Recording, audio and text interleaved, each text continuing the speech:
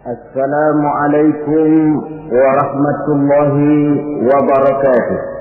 Waalaikumsalam warahmatullahi wabarakatuh. Bismillahirrahmanirrahim. Alhamdulillahi rabbil alamin. Wassalatu wassalamu ala ashrafil anbiya'i wal mursalin wa ala alihi wa ashabihi al-mujahidin at-tahirin. Amma ba'du. Saudara-saudara kaum muslimin rahimakumullah. Pada pertemuan kali ini kita akan membicarakan sebuah hadis di mana baginda Nabi besar Muhammad sallallahu alaihi wasallam bersabda, "Qawamud dunya bi arba'ati asya." Dunia akan menjadi kuat, dunia akan menjadi tegak dan jaya kalau ditunjang oleh 4 perkara.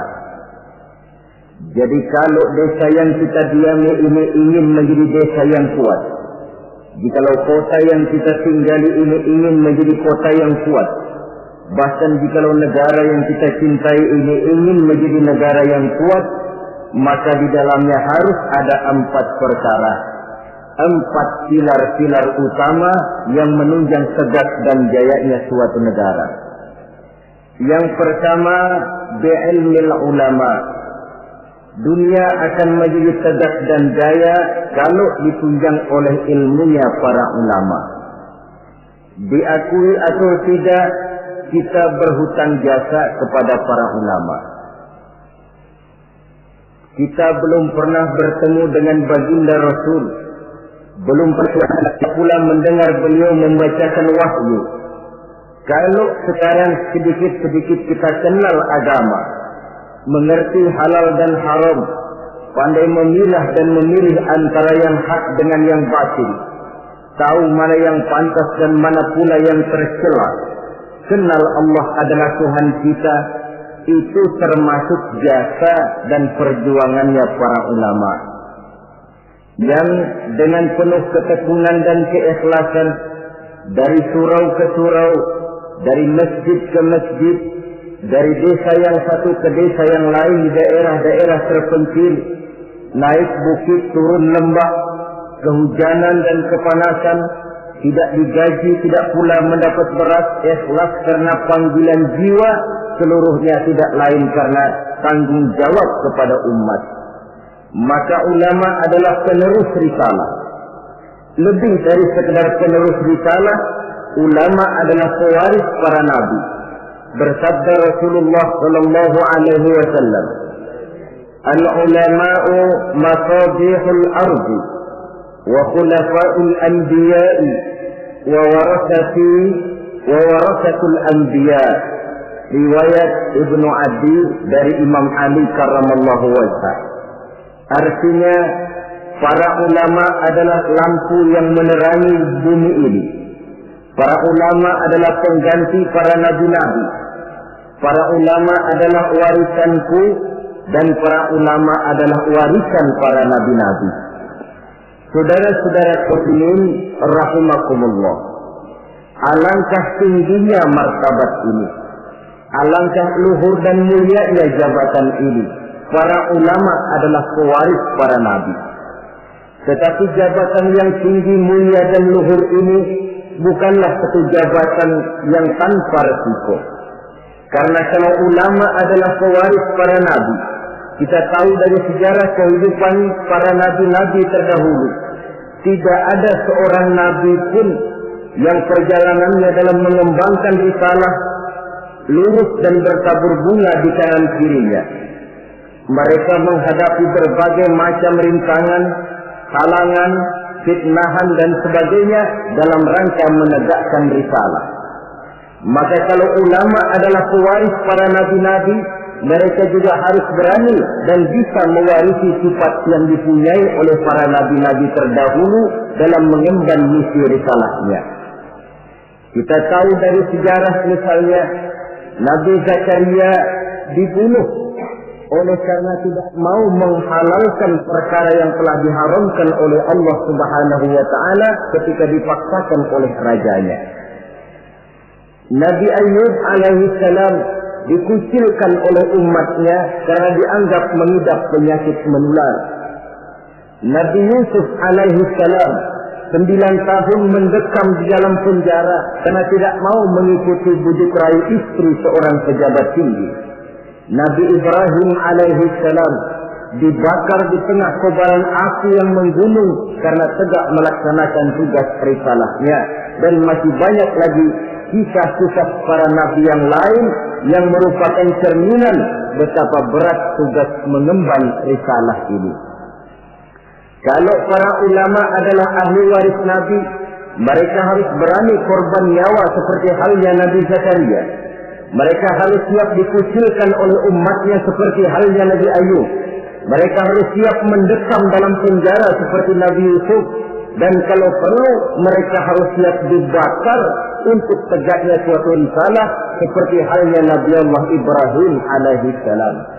Jangan cuma sekedar bangga dengan gelar pewaris para nabi, tetapi akhlak dan perjuangan, tuntunan dan perbuatan malah bertentangan dengan apa yang dicontohkan oleh para nabi. Ini namanya ahli waris gadungan. Atau cuma sekedar ngaku saja sebagai ahli waris, tetapi sama sekali tidak menjaga apa yang telah diwariskan oleh para anbiya tadi. Saudara-saudara kaum muslimin rahimakumullah. Pindah dari contoh dari kehidupan para nabi, kita bisa juga mengambil contoh dari kehidupan para ulama-ulama terdahulu. Beberapa yang bisa kita angkat ke permukaan, misalnya sejarah kehidupan dari ulama yang saleh dan zuhud, Sa'id bin Zubair. Ketika ia ditangkap oleh Hajjaj bin Yusuf yang menjadi gubernur di Irak ketika itu, Sa'id bin Zubair ini dituduh sebagai orang yang anti kepada dinasti Umayyah. Maka dia pun disidang oleh Raja Gubernur Hajjaj bin Yusuf ini. Sa'id bin Zubair sebagai ulama yang teguh pendirian ditanya oleh Hajjaj bin Yusuf, "Namamu siapa?" "Sa'id bin Zubair." "Tidak," kata Hajjaj, "namamu bukan Sa'id bin Zubair, tapi namamu Sa'id bin Qusair." Dibaliknya nama itu, Sa'id bin Zubair artinya si bahagia, anak si teguh. Kalau Sa'id bin Qusair artinya si sempit bin si pecah. Kata Hajjaj bin Yusuf, "Celaka benar orang tuamu yang telah memberikan nama seperti itu kepadamu." Yang menentukan celaka dan bahagia seseorang itu cuma Allah, kata Sa'id bin Zubair. "Diam kamu," kata Hajjaj bin Yusuf. "Nanti saya lemparkan kamu ke neraka. Kalau memang kamu yang punya neraka, sudah sejak lama engkau saya jadikan Tuhan," kata Sa'id bin Zubair. "Menurut pendapatmu, Imam Ali di surga atau neraka?" kata Hajjaj bin Yusuf. "Cuma Allah yang menentukan seseorang di surga atau neraka," jawab Sa'id bin Zubair. "Menurut pendapatmu, khalifah yang 4 itu mana yang paling baik?" "Semuanya baik. Saya menghormati orang-orang saleh yang benar-benar bertakwa kepada Allah Subhanahu wa ta'ala." Merasa dengan cara kasar, Hajjaj bin Yusuf tidak sanggup mengubah prinsip dan pendirian Sa'id bin Zubair. Dirubahnya dengan cara yang halus. Ditawarkannya lah emas, intan dan berlian untuk Sa'id bin Zubair. Apa jawaban Sa'id? "Hai Hajjaj bin Yusuf, apakah harta benda yang engkau berikan kepada saya, emas, intan, berlian yang banyak ini, akan bisa menolak kesengsaraan akhirat? Apa artinya gelimangan materi ini kalau saya harus masuk ke dalam neraka?" Kata Hajjaj, "Tidakkah kau mau minta ampun kepada saya? Lebih baik saya mohon ampun kepada Allah." "Baik, kalau memang itu pilihanmu, kamu terpaksa saya bunuh."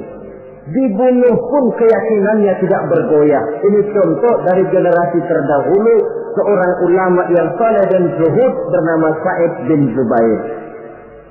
Demikian juga Imam Malik, seorang imam mazhab, pada suatu saat beliau memberikan fatwa bahwa tolak dari seorang suami terhadap istrinya dalam keadaan dipaksa, maka tolaknya itu tidak sah. Begitu juga sumpahnya orang yang terpaksa, sumpahnya pun tidak sah. Yang jadi gubernur di kota Madinah pada waktu itu ialah Ja'far bin Sulaiman Al-Hashimi. Dia tidak senang kepada fatwa ini. Dimintanya Imam Malik untuk mencabut kembali fatwanya. Namun dengan tenang Imam Malik menjawab, saya tidak akan pernah mencabut fatwa yang saya yakin berdasarkan kepada Quran dan Sunnah ini. Apapun risiko yang saya hadapi, saya siap. Malah fatwa itu beliau sebarluaskan, akibatnya Imam Malik ditangkap. Kemudian dihukum dera, dicambuk 70 kali.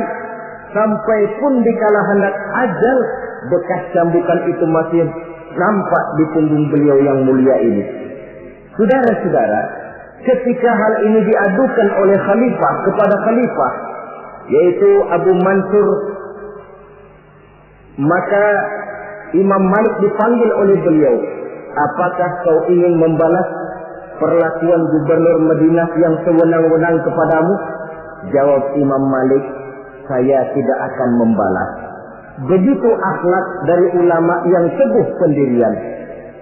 Demikian juga Imam Ahmad bin Hanbal, yang karena teguh mempertahankan fatwa, prinsip dan pendiriannya, beliau mendekam dalam penjara bahkan sampai melampaui 3 masa kekhalifahan. Sejak Al-Ma'mun, Al-Mu'tasim sampai Khalifah Al-Wasir. Ada satu contoh lagi, Imam Nawawi rahimahullah. Beliau tinggal di negeri Syam yang diperintah oleh Raja Zahir Baibas. Suatu saat negeri Syam ini dihantam oleh musim kemarau yang panjang. Rakyat kelaparan, binatang ternak kelaparan, ditambah lagi oleh ancaman dari orang-orang barbar yang sangat mengancam keamanan negara pada waktu itu. Maka satu hari khalifah atau pemimpin Zahir Baibas ini mengumpulkan para ulama untuk meminta persetujuan mereka. Maksud raja ingin mengambil dana dari seluruh rakyat negeri Syam untuk biaya perang mempertahankan negara dari kemungkinan serangan kaum barbar. Sebagian besar para ulama pada waktu itu tertunduk, hanya bisa menyetujui apa yang dikomandokan oleh rajanya ini. Lain dengan Imam Nawawi rahimahullah. Beliau dengan tenang menjawab, Tuan Raja, saya bukan tidak setuju untuk mengambil pajak biaya dari rakyat untuk membiayai perang. Tetapi saya melihat rakyat kita ini sekarang sedang susah dan sengsara. Musim kemarau panjang, binatang ternak mati, rakyat kita sudah cukup susah. Menurut pendapat saya, kata Imam Nawawi, lebih baik tuan-tuan sajalah yang mengeluarkan biaya. Tuan dulu adalah budak dan belum memerdekakan diri tuan. Tuan juga mempunyai budak-budak belian, mempunyai dayang-dayang yang mereka itu berpakaian mewah, bertasakan emas, intan, berlian. Daripada rakyat kecil yang kita peras, Tuan Raja, lebih baik anggota kerajaan saja yang sudah cukup menikmati kekayaan. Rakyat yang sudah kadung sengsara, jangan ditambah lagi kesengsaraannya. Raja tentu melotot. Kata raja, Tuan Imam, tidak pantas Tuan bicara macam itu di majlis ini. Kalau Tuan anggap saya tidak pantas bicara semacam itu, ketahuilah, lebih tidak pantas lagi saya ikut memberikan fatwa untuk memeras rakyat yang memang sudah miskin. Kalau begitu keluar saja kamu dari sini. Baik, keluar Imam Nawawi dari kota Damaskus, pulang kembali ke desa beliau, satu desa kecil bernama Nawa, sehingga beliau disebut Nawawi karena kelahiran kota Nawa itu. Setelah Imam Nawawi kembali ke kota Nawa ini, para ulama-ulama yang tadi kagum dengan pendirian imam yang teguh ini, mereka beramai-ramai datang menghadap raja. Tuan Raja, sebaiknya Imam Nawawi jangan diusir. Sebaiknya minta beliau kembali tinggal ke Damaskus, di Damaskus, karena beliau tempat kami bertanya, beliau tempat kami mengadu, beliau pergi kami merasa kehilangan sekali. Raja yang memang marahnya sudah reda, akhirnya membentuk satu panitia, memanggil kembali Imam Nawawi masuk ke kota Damaskus dengan segala kebesaran akan disambut. Apa jawab Imam Nawawi?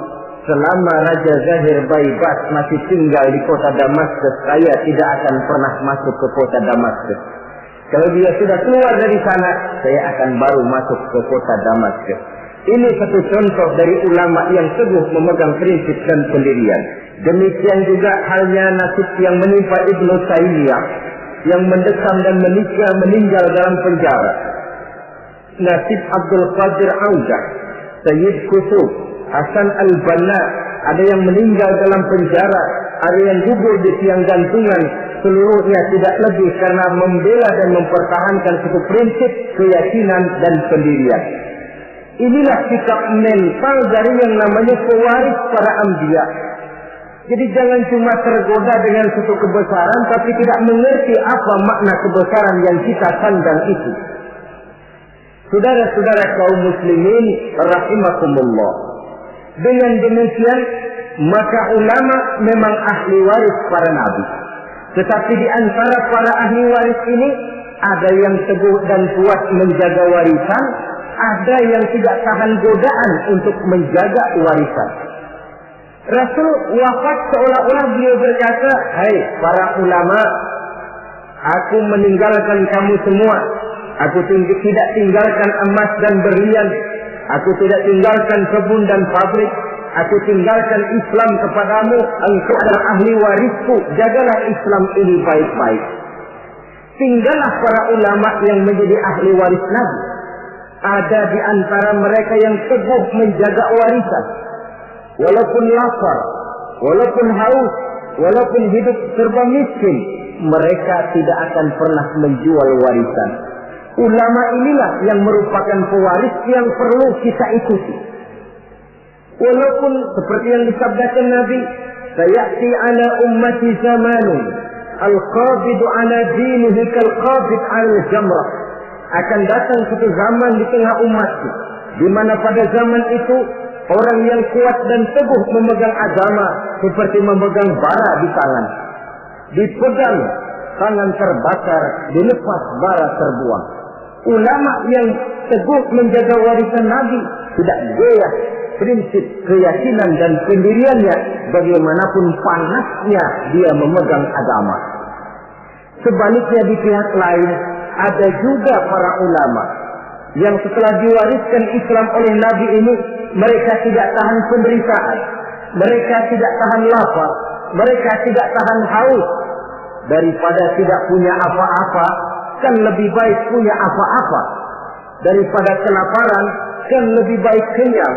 Ini ada warisan Nabi bernama Islam, jual saja warisan ini. Maka dijualnya warisan tadi. Turunlah dia dari pewaris Nabi menjadi bekas pewaris dari para nabi-nabi. Saudara-saudara kaum muslimin, ini termasuk dalam hadis yang diriwayatkan oleh Imam Hakim dari Anas, bersabda Rasulullah sallallahu alaihi wasallam, "Wailun li ummati min ulama'is su'i yattakhizuna hadzal ilma tijaratan yadha min umara'i zamanihim rabhan li anfusihim la arbahallahu tijaratahum." Celakalah umatku akibat tingkah laku ulama-ulama yang jahat. Kenapa? Karena ulama merupakan panutan. Kalau seorang yang biasa berbuat salah, salahnya barangkali hanya menjerumuskan dirinya sendiri, paling-paling keluarganya. Tapi kalau seorang ulama salah, sedangkan di masyarakat dia menjadi panutan dan contoh, kesalahannya akan menjerumuskan puluhan, ratusan, ribuan, bahkan mungkin jutaan umat yang mendengar fatwa dan nasihat-nasihatnya. Jika kalau Nabi mengatakan, "Wailun li ummati min ulama'is su'," celaka umatku akibat tingkah laku ulama yang jahat perangainya ini. Bagaimana tingkah laku mereka? Kata Nabi, yattakhizuna hadzal ilma tijaratan yabi'unaha min umara'i zamanihim. Mereka mengambil ilmu agama ini sebagai barang dagangan yang mereka jual kepada penguasa zaman mereka. Agama dijadikan semacam ajang bisnis. Hukum halal haram bisa diatur menurut selera penguasa. Yang penting si ulama mendapat keuntungan. Celakalah agama dan celakalah umat. Kalau ulama sudah menjadikan ilmu agama ini sebagai barang dagangan yang diperjualbelikan kepada penguasa di zaman mereka hidup. Dengan harapan apa? Rabahan li anfusihim, mengharap keuntungan bagi diri mereka sendiri. La arbahallahu tijaratahum. Nabi menjanjikan Allah sama sekali tidak akan menguntungkan perniagaan mereka itu. Saudara-saudara kaum muslimin rahimakumullah. Kadang-kadang waktu belum dapat apa-apa suaranya nyaring. Ustaz, ini hukumnya apa? Waktu belum dapat apa-apa. Tapi sedikit dapat duit mulai ditelok suaranya. Yang tadinya bilang nyata-nyata haram, sekarang halal.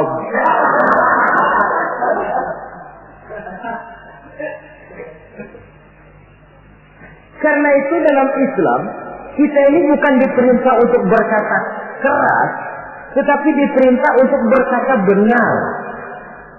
Qaulan sadida ay qaulan haqqa. Apa bedanya keras dengan benar? Keras belum tentu benar. Tapi untuk menyampaikan kebenaran, kadang-kadang memang perlu sedikit keras. Pak Ustaz, ini hukumnya apa? Alah, sudahlah. 1 juta. Haram dikit dah. Haram dikit. Kalau 2 juta dikasih, bisa jadi halal itu. Itu keras tapi tidak benar. Yang dimaksud ucapan yang benar, ini hukumnya apa Pak? Bagaimana kalau 1 juta? 2 juta juga haram. Sekali haram, selamanya tetap haram. Itu ucapan yang benar, bukan cuma sekedar keras tapi macam kerupuk. Sedikit kehujanan sudah kerepek-kerepek nggak keluar.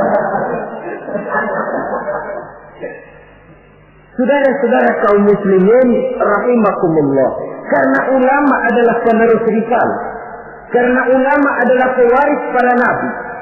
Maka kesalahan para ulama mempunyai dampak dan resiko yang sangat besar. Sebab kesalahan itu akan diikuti oleh umat. Sehingga benar kalau Nabi katakan wailun li ummati min ulama'i su. Celaka umatku akibat tingkah pola dari ulama-ulama yang jahat ini. Malu kita kalau bercermin dari kepribadian macam ulama Sa'id bin Jubair. Malu kita kalau mencontoh kepada Imam Malik, kepada Imam Ahmad bin Hanbal, kepada Imam Nawawi. Maka membaca sejarahnya Ibnu Taimiyah, Abdul Qadir Audah, Sayyid Qutb, Hasan al-Banna dan para ulama-ulama terdahulu yang mereka menghadapi dinding penjara, mereka menghadapi caci maki dan pengusilan, bahkan mereka menghadapi tiang gantungan karena teguh mempertahankan keyakinan dari agama yang dianutnya ini. Maka kepada adik-adik saya para santri di pondok-pondok pesantren, kepada sahabat-sahabat yang tengah menekuni dan mendalami agama, yang pada waktunya akan menerima estafet meneruskan perjuangan para ulama, siapkan mental bahwa menjadi pewaris para nabi artinya menjadi manusia yang satu saat siap untuk susah, siap untuk melarat, siap berhadapan dengan caci maki umat, siap untuk dikucilkan, siap mendekap di dalam penjara, bahkan siap menghadapi tiang gantungan. Tidak ada hidup yang lebih indah selain karena hidup untuk satu keyakinan. Tidak ada perjuangan yang lebih indah selain perjuangan untuk membela dan mempertahankan satu keyakinan. Dan tidak ada mati yang lebih indah selain mati untuk satu keyakinan. Saudara-saudara kaum muslimin rahimakumullah. Saya kembali kepada pokok persoalan. Sebagai pewaris para nabi, memang ini merupakan satu kehormatan yang mulia dan terpuji, tapi bukannya tanpa resiko. Jadilah para pewaris yang teguh memegang warisan dan jangan menjadi ahli waris yang karena berbagai godaan lalu menjual warisan tadi sehingga kita termasuk bukan lagi sebagai ahli waris tetapi sudah bekas dari ahli waris. Pantas kalau Al-Imam Al-Ghazali rahimahullah di dalam Ihya-nya beliau menjelaskan bahwa pada dasarnya ulama itu dua macam. Pertama, oleh beliau dinamakan ulama akhirat. Yang ciri-cirinya, pertama, mereka itu mengajak manusia ila tauhid, mengajak manusia dari kemusyrikan kepada tauhid, dari ketergantungan kepada benda menjadi orang yang hanya bergantung kepada Allah. Yang kedua, mereka mengajak manusia minar rughdi ila zuhdi, dari tamak dan rakus kepada dunia menjadi sikap zuhud. Yang ketiga, mereka mengajak manusia minar riya ila ikhlas, dari penyakit riya kepada sifat terpuji yang bernama ikhlas. Yang keempat, mereka mengajak manusia minal adawah ila nasihat, dari sikap permusuhan kepada sikap saling nasihat menasihati.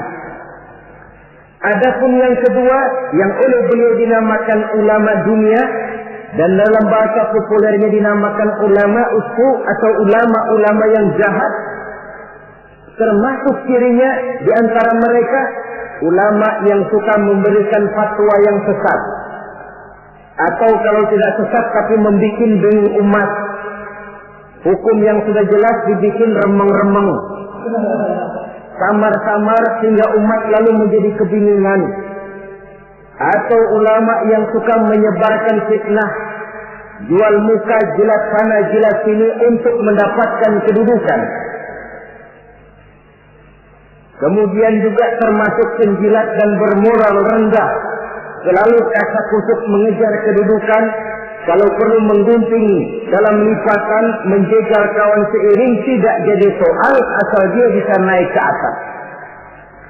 Karena itu, sungguh pun kita diperintahkan untuk mengikuti ulama.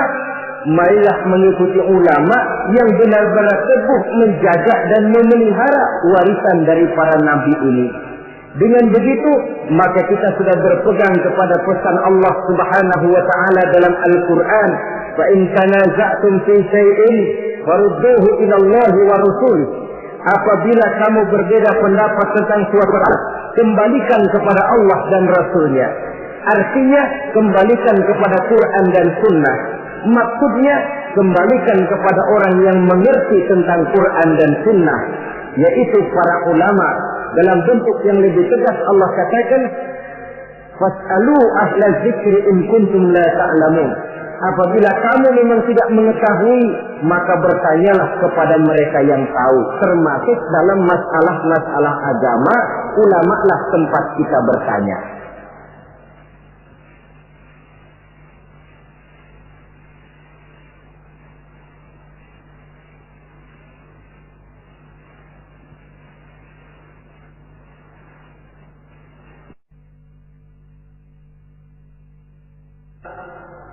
Saudara-saudara kaum muslimin rahimakumullah, mengambil hukum langsung dari Quran dan Sunnah sepenuhnya tidak dilarang, asal saja orang tahu diri. Tahu diri macam mana? Kalau saudara dari Jakarta akan berangkat ke Surabaya, mobil punya, mesin ngerti, SIM STN komplit, peraturan lalu lintas tahu, jalanan Jakarta Surabaya pun hafal, silahkanlah berangkat sendiri, insya Allah selamat. Tapi kalau saudara mobil saja tidak punya, peraturan lalu lintas pun tidak tahu, jalanan Jakarta ke Surabaya lewat mana saudara sepenuhnya juga tidak tahu, saya yakin lebih aman kalau saudara naik kereta. Ikut masinis yang memang Jakarta Surabaya sudah jalanannya tiap hari.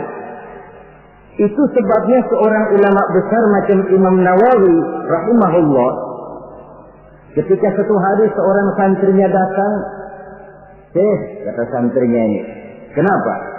Tuan ini allamah, bahrul ulum, lautan ilmu, hafaz Quran, hafaz ribuan hadis, mengarang kitab-kitab besar. Kenapa tidak bikin mazhab sendiri saja? Imam Nawawi dengan penuh tawadhu menjawab, maaf, saya lebih aman ikut kepada Imam Syafi'i. Yang hafaz Quran, yang hafaz ribuan hadis, yang mengarang kitab-kitab besar, masih merasa dirinya lebih aman mengikuti Imam Syafi'i. Ini akhlak. Saya khawatir kalau saudara tidak tahu jalanan Jakarta Surabaya, lalu berangkat sendiri, kemungkinan sesatnya 80%. Mau berangkat ke Surabaya, tahu-tahu jebulnya bisa di Gunung Kidul. Kalau cuma sekedar saudara yang sesat, barangkali resikonya pribadi. Tapi untuk menyesatkan orang, inilah yang jadi masalah. Kita di awal tadi saya katakan belum pernah bertemu Rasul. Kalau saya ditanya orang, Dara Zainuddin, kau sholat menurut cara apa? Saya jawab cara yang diajarkan oleh guru saya. Gurumu? Ya dari gurunya. Gurunya dari gurunya lagi. Terus sambung menyambung sampai kepada Imam Syafi'i. Imam Syafi'i dari mana? Dari gurunya. Imam Malik atau Imam Waqi'. Imam Malik dari gurunya, dari gurunya, dari gurunya sampai kepada tabi'ut tabi'in. Tabi'ut tabi'in tentu dari tabi'in. Tabi'in tentu dari sahabat. Sahabat dari Nabi. Nabi dari Jibril.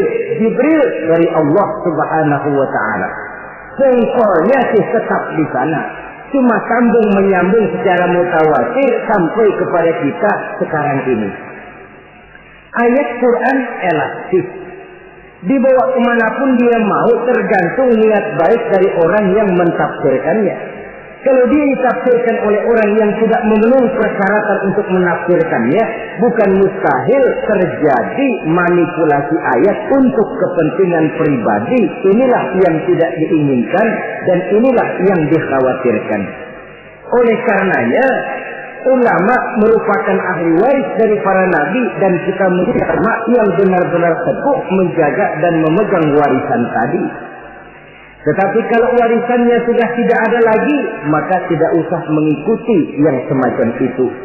Ini pernah disabdakan oleh Rasulullah Sallallahu Alaihi Wasallam dalam hadis yang diriwayatkan oleh Imam Baihaqi. Beliau bersabda, "Yusifu an ya'ti 'ala an-nasi zamanun la yabqa min al-Islam illa ismuh, wa la yabqa min al-Qur'an illa rasmuh. Masajiduhum 'amiratun wa hiya kharabun min al-huda.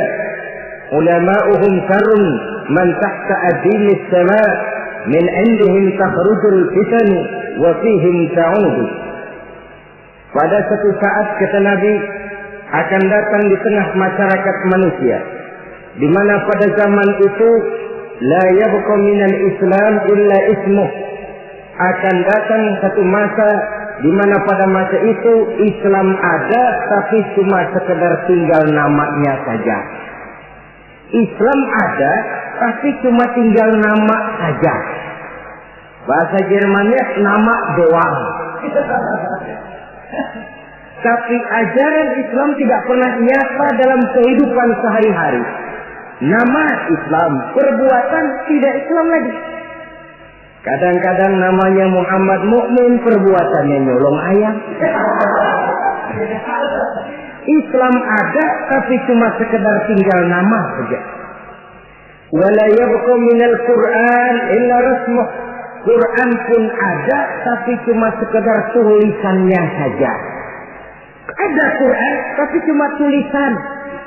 Paling banter di musabaqah kan? Ya masih lumayan lah. Tapi kan yang lebih penting sebenarnya adalah bagaimana mengusahakan musabaqah pengamalan ajaran Quran. Masajiduhum 'amiratun. Masjidnya megah, masjidnya mentereng, masjidnya mewah. Wa hiya kharabun minal huda, tapi kosong dari hidayah. Masjid tidak lebih seperti museum, besar, anggun, tapi sepi, tempat menyimpan benda-benda kuno. Itu nasib masjid di zaman itu, di mana Islam cuma tinggal nama, Quran cuma tinggal tulisan. Masjid besar, tapi ajaran Islam tidak terpancar dari sana, masjid yang besar nasibnya bak museum saja. Tidak lagi berfungsi seperti masjid di zaman Rasul. Di zaman baginda Rasul, di masjid beliau mengajar umat, di masjid beliau bermusyawarah, di masjid beliau mengatur negara, di masjid beliau mengatur strategi perang. Masjid merupakan pusat kegiatan umat. Suatu zaman nanti kata Nabi akan datang di mana masjid ada, besar, megah, dibangun dengan biaya besar, tapi kosong dari hidayah, tidak ada lagi nur ilahi yang terpancar di dalamnya. Na'udzubillah. Di zaman itu ulama'uhum syarrun man tahta adimis sama. Ulama-ulama mereka adalah yang terjahat yang ada di bawah kolong langit ini. Min indihim takhrujul fitan wa fihim ta'ud. Dari mulut mereka keluar fitnah dan akibatnya kepada mereka juga fitnah itu kembali. Inilah satu zaman yang kita khawatir dan kita berlindung kepada Allah jangan menemui masa semacam itu. Saudara, orang-orang yang anti-Islam sekarang ini, mereka tidak mungkin menghantam Islam dengan mengirim satuan militer. Kita dengan strategi sekali. Caranya bagaimana? Pertama, pisahkan umat dari ulamanya. Kalau itu berhasil, tanamkan keraguan kepada sunnah. Kalau itu pun sukses, mereka masuk kepada tujuan yang paling inti, tanamkan keraguan kepada Quran. Disadari atau tidak, diakui atau tidak, tiga sistematik ini secara bertahap mulai diterapkan orang di tengah kehidupan kita. Mau hancurkan Islam, pertama, pisahkan umat dari ulama. Kalau umat sudah berpisah dari ulama, sama saja istilah yang banyak disampaikan orang, macan sudah dipisah dari hutan. Padahal ulama dengan umat persis hutan dengan macan. Macan tidak bisa pisah dengan hutan, hutan pun tidak bisa ditinggalkan macan. Kenapa? Saudara lihat saja. Kalau hutan sudah ditinggalkan oleh macan, maka biasanya hutan yang tidak ada macannya tidak jadi hutan yang serem, disembarangi orang. Datang petani nebang pohon seenaknya. Kenapa kok berani? Hutannya nggak ada macannya. Datang kambing buang najis seenaknya. Kok berani? Hutannya nggak ada macannya. Datang badak nyeruduk seenaknya. Kok berani? Hutan tidak ada macannya. Maka satu desa, satu kampung, satu kota, kalau tidak ada ulamanya, biasanya disembarangi orang. Apa saja mudah masuk ke desa, ke kota, ke kampung yang tidak ada ulama dan tidak ada pengajian di sana. Datang ingkar sunnah masuk. Datang Islam jamaah masuk. Datang Islam sejati masuk. Datang pikiran yang merusak Islam pun masuk. Kenapa? Hutan tidak ada macannya, disembarangi orang. Sebaliknya pun, macan juga kalau sudah tidak tinggal di dalam hutan, biasanya akan jadi tontonan. Macan yang tidak tinggal di hutan, hilang seremnya. Orang nggak takut. Coba lihat di kebun binatang atau di taman safari. Itulah nasib macan yang sudah keluar dari hutan. Jadi tontonan orang. Bahkan anak kecil berani lihat dari dekat, nunjuk lagi. Macan lucu ya. Lucu katanya. Ya Allah. Jadi macan kalau sudah meninggalkan hutan, macan lucu. Ini ulama kiai kalau sudah meninggalkan jamaahnya, meninggalkan pesantren, meninggalkan masjid, meninggalkan umat, kiai lucu. Maka macan harus jaga hutan. Tapi hutan pun harus tahu apa kebutuhan macan. Jangan cuma macan saja disuruh jaga hutan, tapi hutannya pelit, tidak mau memberi makan kepada macan. Loyo macannya. Kita cuma mengharap ulama berjuang habis-habisan. Tapi kita sebagai umat ini kadang-kadang cuma memerlukan ulama di waktu dia sehat. Sakitnya kita tidak mau tahu. Kita memerlukan ulama dikala dia segar, penderitaannya kita tutup mata. Bahkan lebih celaka, maaf loh ya, kita lebih menghargai burung beo daripada kiai. Contoh kecil, burung beo bisa ngomong dikit saja. Assalamualaikum, Assalamualaikum, 1 juta dibeli orang. Betul kan? Ngomong pun tidak pakai dikit. Assalamualaikum, Assalamualaikum, 1 juta dibayar.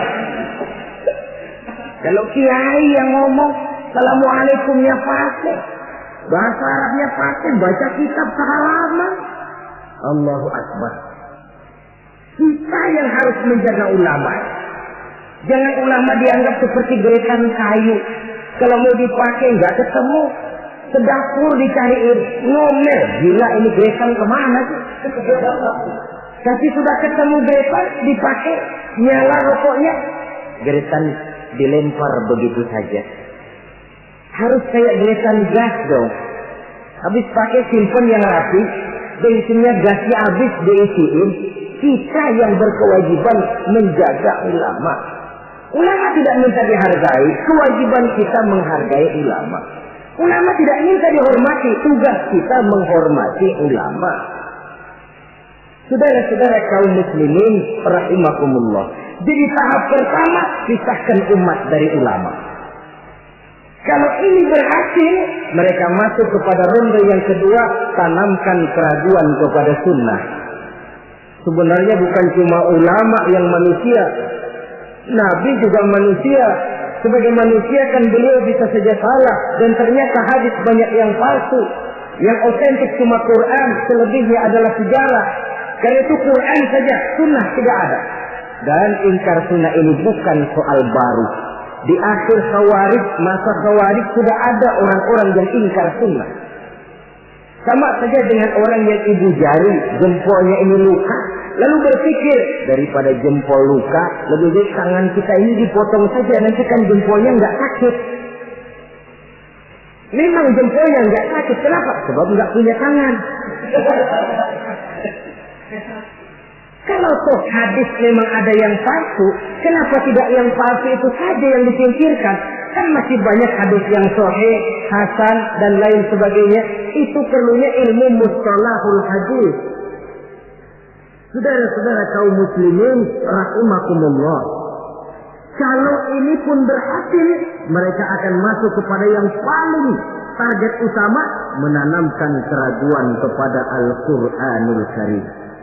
Ini Quran lahir 14 abad yang lalu dan berhasil menjawab tantangan zaman itu. Ini namanya pola pikir yang kata mereka dialektika historis, berpikir menurut dialeknya sejarah. Sekarang adalah abad neutron, abad challenger, abad komputer. Masih mampukah Quran yang lahir di zaman onta menjawab tantangan zaman ini? Ditanamkan keraguan kepada sunnah. Mereka cari ayat-ayat, spesialisnya mencari ayat-ayat untuk menghantam kelemahan kita itu sendiri. Saudara-saudara, sistematiknya begitu. Dipisahkan kita dari ulama, ditanamkan keraguan kepada sunnah, dan klimaks paling puncak ditanamkan keraguan kepada Al-Quranul Karim. Nah, masalahnya sekarang tentang kita dan ulama. Orang makin mengakui bahwa ulama sekarang ini sudah merupakan jenis makhluk langka. Bahkan barangkali sudah harus dilindungi dari kepunahan. Kenapa ulama makin langka? Pertama, ulama ini, orang jadi ulama itu bukan dapat SK dari pemerintah atau aparat-aparatnya, tidak. Ulama itu lahir karena legitimasi umat, pengakuan umat. Ilmunya diakui, akhlak, ibadah, dan perjuangannya jadi panutan, umat lalu memberikan gelar kiai ulama. Oleh karena itu dia dikatakan pemimpin non formal. SK-nya di tangan umat, maka tidak kenal pensiun. Apa pernah saudara dengar ada pensiunan kiai? Anu loh Pak, dia itu dulunya kiai besar, sekarang sudah pensiun. Kalau yang pejabat mantan itu banyak, mantan camat, mantan gubernur, mantan menteri, tapi mantan ulama, na'udzubillah. Sebab kalau sudah soal mantan, soal bekas, mending bekas maling loh daripada bekas kiai. Sebab apa? Bekas maling ada harapan jadi ustaz. Tapi bekas kiai, jangan-jangan maling itu. Akarnya di tangan umat. Karena itu akar seorang ulama, akar seorang kiai ke bawah, bukan ke atas. Kalau kerjanya cuma menjilat ke atas, ke bawah dilupakan, satu-satu dia tidak akan terpakai. Yang celaka, di atas tidak bergantung, ke bawah tidak berakar. Loyalitas seorang ulama, titik berat perjuangan ulama, ke umat, bukan ke atas. Kalau ke atas targetnya, dia bisa pensiun. Kalau pensiun datang, sedangkan umat sudah kadang mencorengnya, itu namanya ke atas tidak bergantung, ke bawah tidak berakar. Jadilah si ulama eceng gondok. Tahu eceng gondok? Tanaman yang tidak, ya walaupun ada akarnya tapi ngambang. Kemana dia mengalir? Kemana dia bergerak? Ya kemana air mengalir. Air ngalor, air ngidul. Tidak punya satu prinsip yang teguh. Kemana air bergerak, ke sana dia pergi. Itulah sebabnya sulit sekali langkah ulama itu, karena seleksi umat, seleksi sosial ini ketat. Saudara hadirin yang saya hormati, jadi penyebab kelangkaan yang pertama karena ulama itu melalui seleksi sosial. Legitimasinya di tangan umat, SK-nya umat. Maka ulama saya katakan tadi tidak pernah kenal pensiun dan tidak terikat PGPN, peraturan gaji pegawai negeri. Ulama itu terikat oleh PGPT, peraturan gaji pegawai Tuhan. Jam kantornya 24 jam. Kapan umat perlukan, dia mesti berangkat. Di sisi lain, ulama memang seperti benda keramik. Makin tua, makin antik, makin dikejar orang, makin mahal harganya. Tuh, barang-barang keramik peninggalan dinasti Ming. Itu kan ratusan tahun yang lalu. Makin tua, makin dikejar dan diburu orang, makin mahal harganya. Saudara-saudara kaum muslimin rahimakumullah. Yang kedua memang kurangnya minat orang untuk belajar agama. Pendidikan agama di mata umat Islam anak tiri. Orang tua muslim tidak bangga memasukkan anaknya ke madrasah, ke pondok-pondok pesantren atau ke sekolah-sekolah yang bernafaskan agama. Nasib madrasah, pesantren, anak tiri. Kadang-kadang yang lebih parah, pesantren dianggap penampungan anak nakal. Kalau anaknya udah sangar, tukang berantem, sudah kirim ke pondok saja kali jadi baik. Kirim ke pondok. Kayaknya pondok cuma penampungan anak-anak nakal saja. Ada kesan anak tiri kan tidak bangga anak masuk madrasah. Latar belakangnya apa? Latar belakangnya karena pemikiran perut. Sekolah sama dengan ijazah, ijazah sama dengan lapangan kerja. Kalau tidak jadi pegawai negeri, mati. Pola pemikiran perut. Timbul masalah. Kalau anak masuk pesantren apa nanti bisa masuk kerja di Pertamina? Apa kalau masuk sanawiyah nanti bisa diterima di Departemen Keuangan? Pola pemikiran perut. Kadang-kadang orang tua muslim itu memasukkan anak ke madrasah biasanya alternatif terakhir. Kalau sekolah umum di sana sudah tidak terima, sekolah sana penuh, sekolah sini tutup, baru ke madrasah. Itu pun nggak bangga. Ditanya temannya, anaknya sekolah di mana Pak? Anak saya mah daripada nggak sekolah. Coba lihat, daripada nggak sekolah katanya. Habis dimasukin kemana? Saya masukin ke madrasah.